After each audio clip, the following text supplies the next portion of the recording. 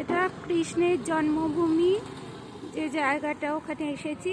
তো একবার শুধু এই সামনের গেটটাই দেখাচ্ছি, এর ভিতরে কোনো কিছু অ্যালাউ নেই, ফোন বা ব্যাগ ট্যাগ কোনো কিছুই নিয়ে যাওয়া যাবে না এর ভিতর।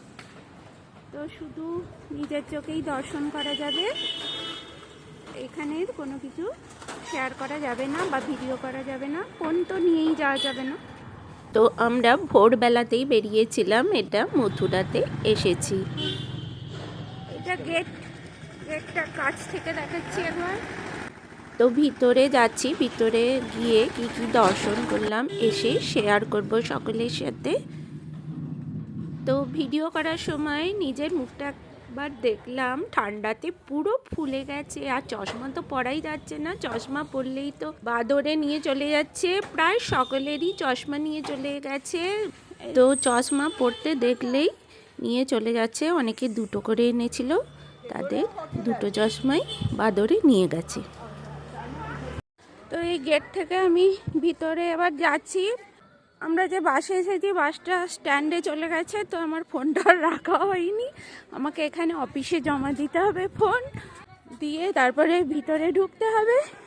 তো এখানটা পুরোটাই হেঁটে দেখতে হবে, অনেক বিশাল বড় এরিয়া। শুনেছি অনেক রকম মূর্তি, ঠাকুরের মূর্তি আছে।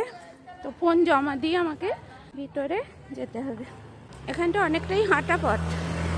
তো ভিতরে প্রবেশ করার আগে আরেকটা গেট পড়বে, ওই গেটটাতে অফিস আছে, অফিসে ফোন জমা দিতে হবে, তারপরে পুরোটাই চেক করা হয়, চেক করে তারপরে ভিতরে প্রবেশ করতে দেওয়া হয়। তো যাচ্ছি সেই দিকেই। এই যে সব আসছেন, এই যে আমার যাত্রা সঙ্গী, সকলে তীর্থযাত্রার সঙ্গী, সকলে মিলে চলেছি। এটা নেই,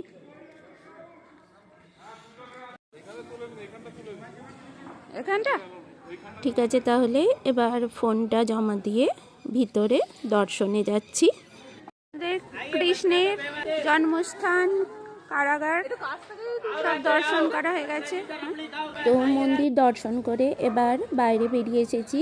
মন্দির চত্বরের ভিতরে আছে কংসের কারাগার, যেটা গর্ভগৃহ বলা হয়, যেখানে শ্রীকৃষ্ণের জন্ম হয়েছিল।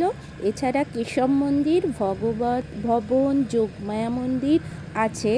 তো কৃষ্ণের জন্মস্থানে কংসের কারাগার মন্দির বহুবার ধ্বংস ও পুনর্নির্মাণের সাক্ষী, যার মধ্যে অরঙ্গজেবের নির্মিত মসজিদও রয়েছে। এই যে এবার আমরা যমুনা নদীর উপর দিয়ে যাচ্ছি। এটা ও বাবা, এটা উল্টো দিকে হয়েছে, ট্রেন লাইন আছে, মিডিলে যাবার রাস্তা।